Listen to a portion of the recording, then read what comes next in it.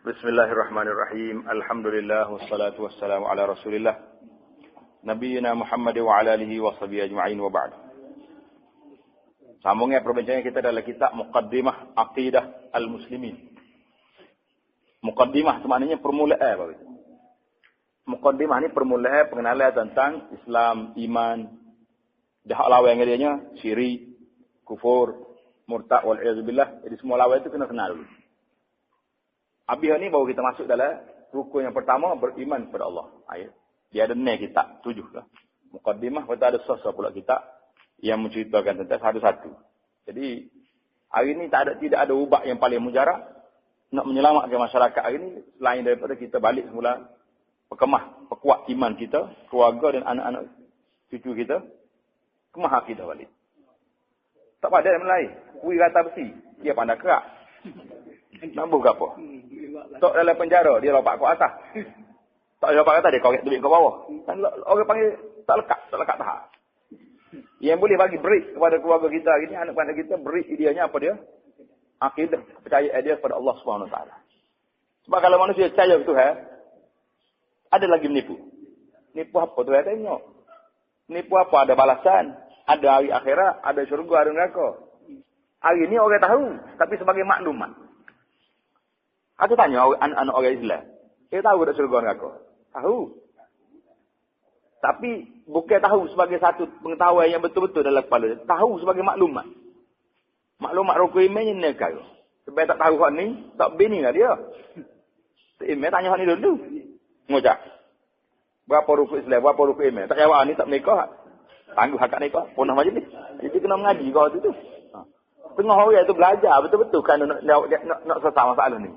Dia boleh bini, dia tak berat pergi, tak salah kuan. Tahu kau semayan. Apa cakap email ni? Hak ni dia panggil suasana hari ni, suasana yang agak selaru. Jadi sambungnya kita perbincangan dalam bab yang ke-17, riddah. Letak baris dia di bawah. Riddah. Baris bawah. Ra tu baris dia di bawah. Apa makna riddah? Maknanya murtad. Murtad ni makna apa? U-turn. Makna pusing balik. Itu makna murtad. Bermakna kembali kepada kufur setelah Islam.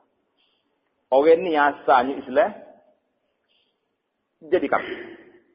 Itu makna murtad, maknanya paling tak ada. Dulunya Islam, berlawan balik dengan kita. Hari ni, godaan nafsu terlalu kuat. Orang-orang bukan Islam, tak kira lah agama apa pun. Dia serai anak-anak orang Islam ni melalui godaan ni. Sebab kalau berlawan dengan hujah, kalau dia orang Islam, tak nampak. Lagu mana pula Tuhan 3 dalam 1 ni. Ni, pala hak tu je ni. Kalau 3, satu-satu. Ni ada 3 dalam 1 ni belah mana apa cerita. Tetapi dia tidak guna hujah banyak dalam ni. Dia menggunakan banyak perasaan. Contohnya orang Islam ni terbiasa sok.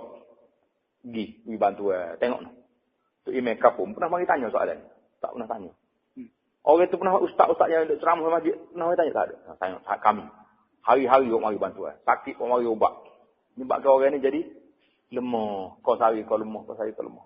Orang lain mari tengok. Tanya khabar pun tak. Ya kawan ni dia tak bagi atas nasi buku. Jadi dia akan terasa. Tahu inilah agama yang betul. Tanpa guna akal. Guna hujah tak ada. Guna perasaan. Ni hak muda-muda pula pasal main cinta-cinta ni pula. Cinta. Awak nak saya? Boleh. Tapi kena ikut saya. Sanggup tukar agama dan sebagainya.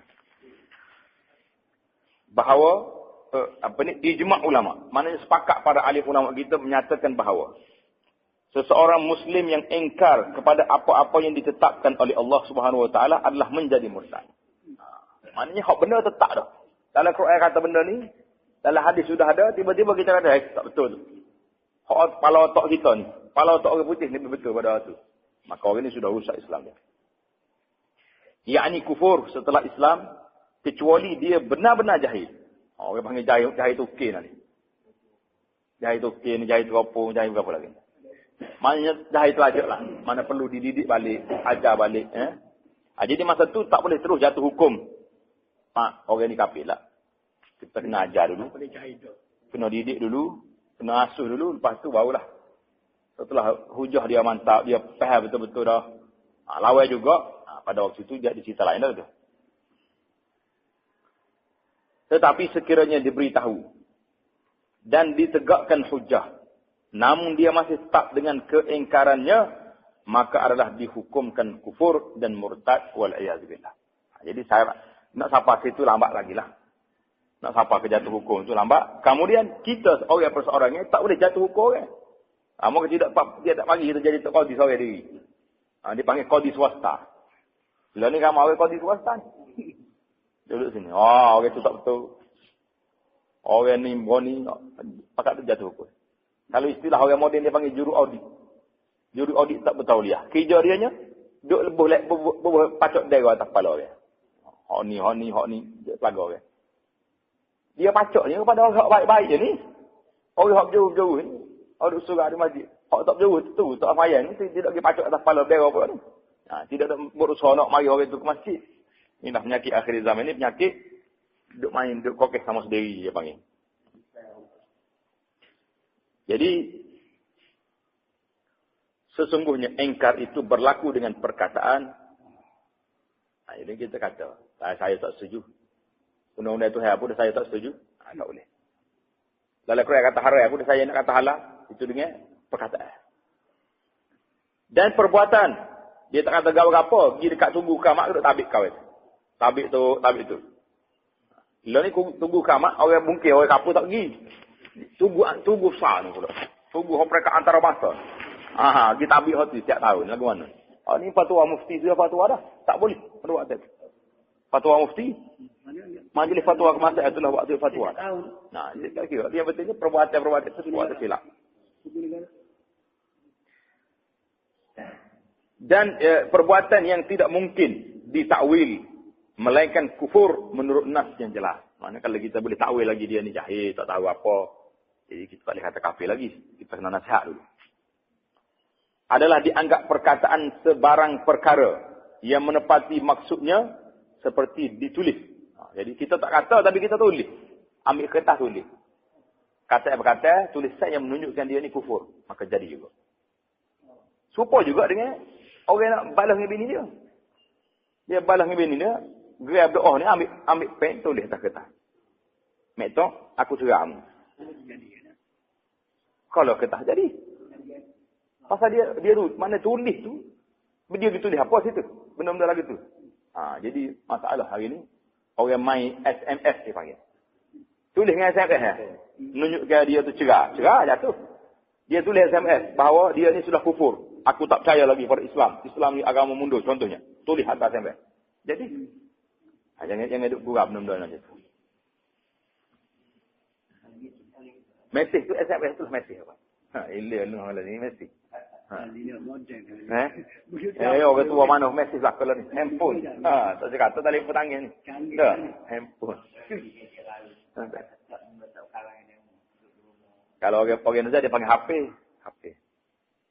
Dia orang Indonesia ni kalau huruf dia tak panggil. Itu dia sebut bunyi dia. HP. dia. HP. Adalah dianggap perkataan sebarang perkara yang menepati maksudnya. Seperti tulisan. Sama ada yang berbentuk buku atau makalah dalam akhbar, majalah. Juga resolusi-resolusi yang diambil oleh satu-satu persidangan atau seumpamanya. Sesungguhnya hukum murtad itu tidak diambil terhadap perkara-perkara yang kurang jelas. Ataupun sangkaan semata-mata. Orang kata, tak boleh. Kita kena iqamatul hujjah. Kerana ianya mestilah berlaku secara putus dan tidak mungkin ditakwilkan. Di antaranya dalam perkara-perkara yang dipanggil maklum minad din bidarurah. Benda pasti dah dalam agama orang tahu belaka. Zina, abdudi, minum arak, rogo semua tu haram belaka. Tiba-tiba dia kata halal. Jadi hak ni tak ada darurat dah ni. Semua orang tahu. Kau tak tahu lagi. Kalau tak tahu lagi, buat-buat tak tahu.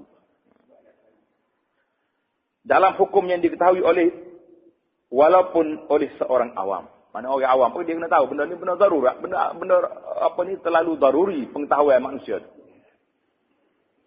Juga dalam perkara yang ada nas yang terang daripada Al-Quran atau hadis atau ijma' dan qiyas yang nyata. Jadi semua ni perkara-perkara yang kalau dia buat benda ni secara sengaja atau tidak sengaja bukan jaiz, maka dianya mesti dibawa ke mahkamah dan dijatuh hukum. Maqadi yang akan bicarakan dia. Lepas tu lah orang jadi sesak cara mana pun, kena mahkamah jatuh hukum, dia kaji dia kena ambil tindakan. Dalam negara Islam sebenarnya dia mutasi balik semula, taubat. Tasih. Kerah juga, nak ngaku jadi Nabi. Kerah kepala. Habis itu. Kalau tidak dia jadi Nabi. Ilah tafakuana tahu. Ilah. Ketua jadi sak jil. Tak nak cari tak jumpa. Macam mana nak cari? Bak atas dunia ni boleh jadi ada mukjizat juga dia. Orang cari tak jumpa kamu. Ya. Bab yang ke-18, nifaq. Nifaq maknanya munafik. Nifaq ni ambil daripada perkataan nafaq. Nafaq ni makna lubai dua. Lubai dua. Masuk ni boleh, tubik kali ni boleh. Itu makna nifaq. Nifaq ni orang yang bersifat dua-dua. Boleh berlaku. Itu dia panggil nifaq. Pasal itulah kalau tunnel ataupun terowong tu orang panggil nafaq bahasa Arab. Sebab masuk kau ni tu biar di sana. Cari tak jumpa. Itu dia panggil nafaq. Jadi munafik dalam istilah kitanya apa dia? Munafik ialah sifat dan amalan yang dilahirkan oleh seseorang berupa sifat dan amalan orang Muslim pada zahirnya sahaja. Kalau zahirnya, alhamdulillah, nampak molek. Atas masjid pergi, tempat-tempat majlis agama, tilawatul Quran, ada. Hanya nampak jelas, dia ni orang Muslim. Yang pakai sokoknya, pakai samping, pakai jubah kadang-kadang. Itu sifat zahir. Kita kena kata dia ni zahirnya Islam. Sedangkan pada hakikat dan hatinya, tidak sedemikian. Hatinya benci pada Islam. Benci. Allahu Akbar. Pok ni jaga semaya ya. Orang nak kerja pun tak boleh jaga semaya. Benci tak benci tu? Orang perempuan pula, waktu pergi haji ya tuduh. Balik sampai Kuala Lumpur, terbaik habis kaya tuduh. Benci pada tuduh ni. Apa tuduh-tuduh bungkus sampai model ni? Buat panah ya. Itu termasuk dah. Dan jika sekiranya apa yang tersembunyi di hatinya itu berupa perasaan yang tidak menafikan iman, maka tidaklah menjadi kufur. Jadi kalau dia orang panggil tak selesa lah. Macam hari ni orang timbul masalah bila orang kahwin dua. Mestilah isteri pertama tu tak selesa. Selesa. Dia bukan menentang hukum Tuhan yang membenarkan tu, tapi itu perasaan. Jadi kita jangan kata awak ni api ni kalau lawan poligami ni sebab awak lawan hukum Tuhan. Dia bukan lawan hukum Tuhan. Cumanya hati dia tu tak boleh terima benda tu. Bukan semua orang boleh terima. Nak bagi benda ni kita tu saya kata apa tu mesti kita duk orang mari nak duk kata. Jadi ni tak mudah kita dah. Dia ni epic orang kita. Ambil orang lain tak apa-apa. Ni ambil ke kita ni masalah ni. Apa yang menjadi perbincangan kita ialah jika sekiranya terdapat perasaan yang menafikan iman walaupun lidahnya berikrar. Perasaan dia ni memang benci benar lah. Tak cair. Lidah dia kata lagi, aku mukmin, aku Islam. Maka dia tidak beriman di sisi Allah Subhanahu Wa Taala, tetapi di kalangan kita dia adalah orang Islam. Jadi pada zahirnya kita kena kata dia orang Islam. Sebab nampak dia semaya. Hak dia tak percaya dalam hati dia tu, Allah Taala yang tahu. Kita tak boleh korek. Tak boleh kita kata, saya tahu dalam hati dia. Hebat kita. Hebat tak hebat? Jadi hak manusia hari ni itulah penyakit. Dunia moden hari ni, penyakit tahu dalam hati orang. Oh, saya tahu Ustaz tu memang hati busuk. Allahu Akbar. Mungkin bila hati dia hati busuk. Dia banyak suuzan. Banyak berjahat sangka pada orang. Jahat sangka. Jadi dunia di saat akhir, banyak kita terlalu berjahat sangka pada orang. Orang ni gitu, orang ni masalah. Bermuamalahlah dengannya sebagai seorang Islam selagi tidak lahir kekufuran. Jadi kita kena muamalah dia sebagai seorang Islam selagi tak nampak dia tu memang kufur betul. Sedangkan Allah Subhanahu Wa Taala hanya memberitahu kepada kita tanda-tandanya sahaja dan terserahlah kepada si munafik itu untuk menyedari bahawa sesungguhnya Allah Subhanahu Wa Taala telah Maha mengetahui segala yang tersembunyi di hatinya. Tuhan tahu belaka sembunyi dalam hatimu tu. Mu sembunyi ke mu bagi tahu ke? Tuhan tahu. Itu kita kena sedarkan dia perkara sedemikian. Di antara ayat-ayat yang mendedahkan sifat-sifat orang munafik ialah firman Allah Subhanahu Wa Taala, A'udzubillahi minasyaitonir rajim. Wa minan nasi man yaqulu amanna billahi wa bil yaumil akhir wa ma hum bimu'minin.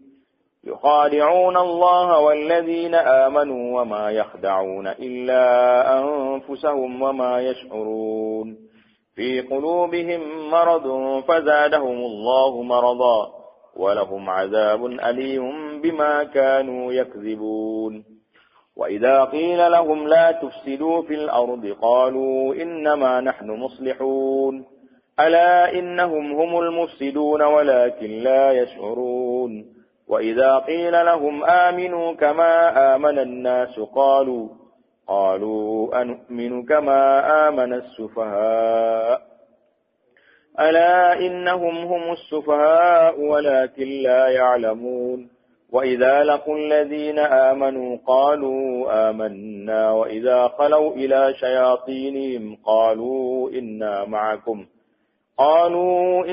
معكم إنما نحن مستهزئون الله يستهزئ بهم ويمدهم في طغيانهم يعمهون أولئك الذين اشتروا الضلالة بالهدى فما ربحت تجارتهم وما كانوا مهتدين. Tengok dalam surah Al-Baqarah ni, ayat 8 sampai 14 ni cerita kemunafikin. Tengok. Ayat 1 Alif Lam.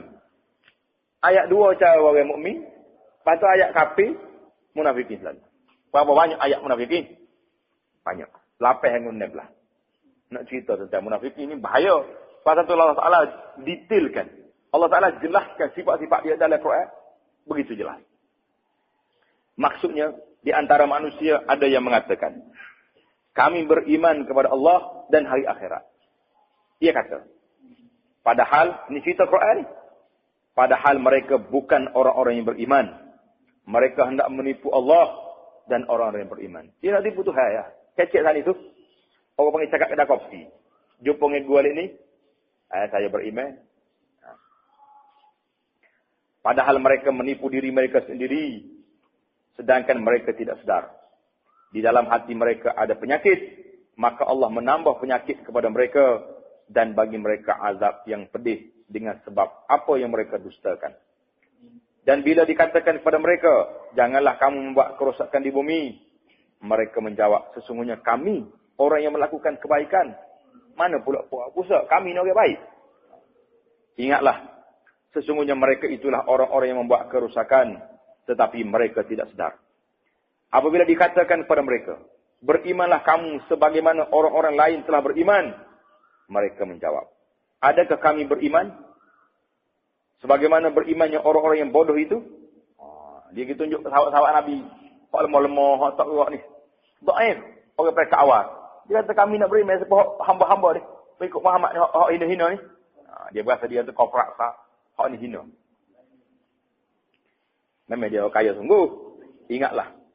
Sesungguhnya mereka lah orang-orang yang bodoh. Tuhan kata orang bodoh. Sufaha orang bodoh. Sekali-sekala bahasa Quran ni derah juga. Nak ayatnya tarah dia orang ni.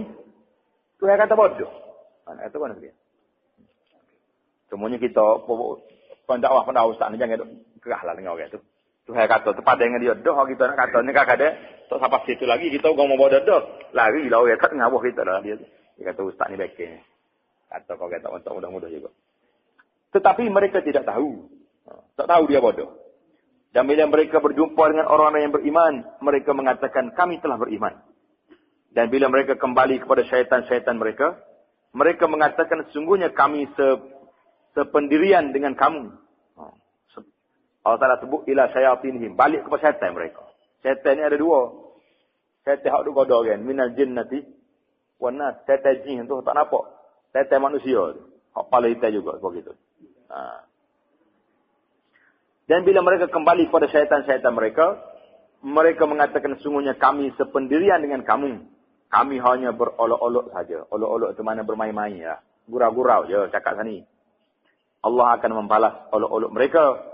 Dan membiarkan mereka terumbang-ambing dalam kesesatan mereka. Mereka itulah orang yang membeli kesesatan dengan petunjuk. Maka tidaklah beruntung perniagaannya.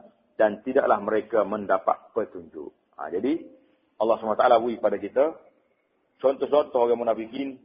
Yang jelas dalam Quran. Supaya kita kenal orang ni. Kalau kita kenal. Maka kita kena berhati-hati bahawa.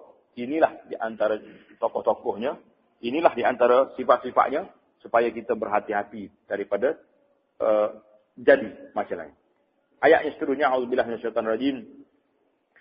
Basyiril munafiqina bi anna lahum 'adzaban alima alladzina yattakhidhuna al-kafirina awliya'a min dunil mu'minin ayabtaghuna 'indahumul 'izzata fa innal 'izzata lillahi jami'a wa qad nazzala 'alaykum fil kitabi an idza sami'tum ayatin la yughfaru biha wa yustahza'u biha fala taq'udu ma'ahum hatta yakhudu fi haditsin ghayrihi innakum idzan mithluhum إن الله جامع المنافقين والكافرين في جهنم جميعا الذين يتربصون بكم فإن كان لكم فتح من الله قالوا ألم نكن معكم وإن كان للكافرين نصيب قالوا ألم نستحوذ عليكم ونمنعكم من المؤمنين فالله يحكم بينكم يوم القيامة ولن يجعل الله للكافرين على المؤمنين سبيلا إن المنافقين يخادعون الله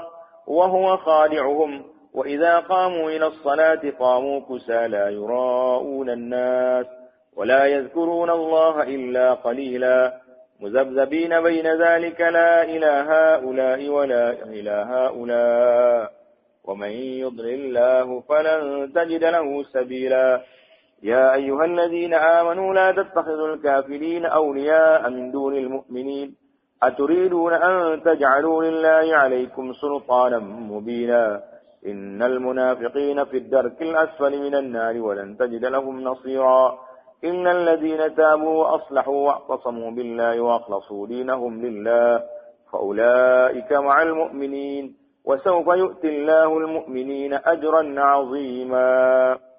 Surah An-Nisa ayat 138 hingga 146. Maksudnya, khabarkanlah kepada orang munafik bahawa mereka akan mendapat siksaan yang pedih, yaitu orang-orang yang mengambil orang-orang kafir menjadi teman-teman penolong dengan meninggalkan orang-orang mukmin.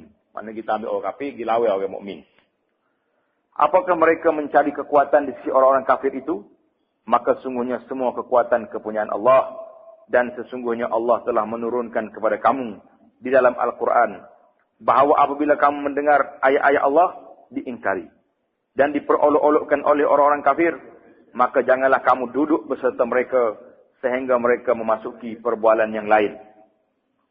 Kerana sungguhnya kalau kamu berbuat demikian, duk dengar juga dia cakap tadi, tentulah kamu serupa dengan mereka. Sesungguhnya Allah akan mengumpulkan semua orang-orang munafik dan orang-orang kafir di dalam Jahannam, iaitulah orang-orang yang menunggu-nunggu apa yang terjadi kepada orang-orang mukmin. Duk tengok, kalau benar kena kepala. Kalau mukmin kalah, lopak selalu. Maka jika kamu mencapai kemenangan dari Allah, mereka berkata, bukankah kami turut berperang bersama kamu? Nak juga lah bagi rapasnya itu. Dan jika orang-orang kafir mendapat kemenangan, mereka berkata, bukankah kami turut memenangkan dan membela kamu dari orang mukmin? Dia balik itu pula. Nak ambil bagai-bagai itu pula. Maka Allah akan memberi keputusan di antara kamu pada hari kiamat. Dan Allah sekali-kali tidak akan memberi jalan kepada orang-orang kafir untuk memusnahkan orang-orang yang beriman. Sesungguhnya orang-orang munafik itu menipu Allah, dan Allah akan membalas tipu daya mereka. Dan apabila mereka berdiri untuk sembahyang, mereka berdiri dengan malas. Mereka bersembahyang dengan riya, menunjuk-nunjuk pada orang. Tak ada orang yang tak sembahyang. Dan tidaklah mereka menyebut Allah melainkan sedikit. Mereka dalam keadaan ragu-ragu antara yang demikian iman atau kafir. Tidak masuk ke dalam golongan ini orang-orang mukminin. Dan tidak pula ke dalam golongan itu orang kafir. Mukmin pun tidak, dia kafir pun tidak. Barang siapa yang disesatkan Allah, maka kamu sekali-kali tidak akan mendapat jalan petunjuk baginya. Wahai orang-orang yang beriman, janganlah kamu mengambil orang-orang kafir menjadi wali dengan jadi pemimpin, dengan meninggalkan orang-orang mukmin. Inginkah kamu mengadakan alasan yang nyata bagi Allah untuk menyiksamu? Sesungguhnya orang-orang munafik itu ditempatkan pada tingkat yang paling bawah dari neraka. Dan kamu sekali-kali tidak akan mendapat seorang penolong bagi mereka, kecuali orang-orang yang bertaubat dan mengadakan kebaikan dan berpegang teguh dengan agama Allah dan tunduk ikhlas mengerjakan agama mereka kerana Allah. Maka mereka itu adalah bersama orang-orang yang beriman dan Allah akan memberikan kepada orang-orang yang beriman itu pahala yang besar. Ini cerita orang munafikin. Dua ayat yang Allah sebut dalam kita, dua ayat dipetik dalam ini sangat jelas kepada kita tentang sifat-sifat mereka. InsyaAllah ta'ala kita akan masuk pada bab yang ke-19, pembahagian iman dan kufur. Jadi bab yang kita akan bincang di akhir bab kitab kita ni insya-Allah.